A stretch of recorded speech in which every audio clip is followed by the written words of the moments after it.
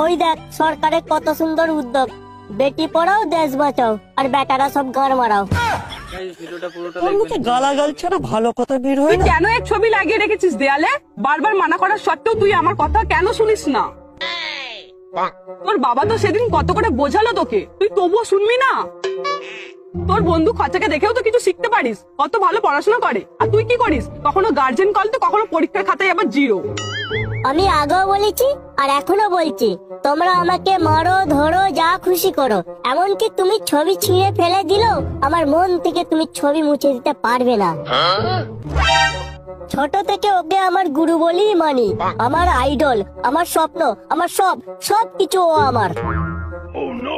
বড় হয়ে আমি গুরুদেবের মতো হব, ইনকগনিটো মোডে ট্রেনিং নেব, দরকার পড়ে ব্রাজার ইউনিভার্সিটিতে আমি অ্যাডমিশন নেব, তবুও আমি গুরুদেবকে ভুলতে পারবো না। কি বললি? যত বড় মুখ নয় তত বড় কথা। শুয়োরের বাচ্চা, ঘর থেকে দূর হ বলছি। তোমরা আমাকে যতই লাথি মারো আর ঝাঁটা মারো, একদিন গোটা পৃথিবী তোমার এই ছেলেকে এক নামে চিনবে।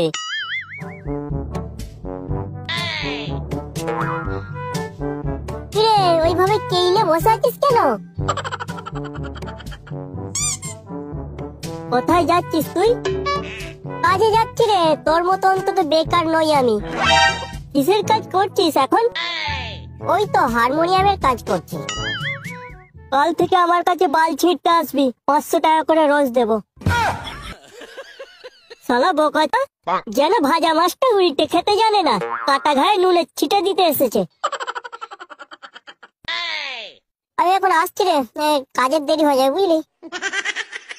হ্যাঁ যা, ভালো করে বাল ছিঁড়বি বুঝলি।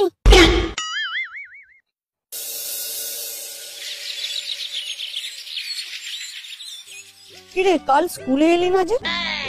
কাল ক্লাস করছিলাম। কোথায় ক্লাস করছিলি? তুই তো কাল ক্লাস রুমেই ছিলিস না। মদনের বয়স সঙ্গে ক্লাস করছিলাম।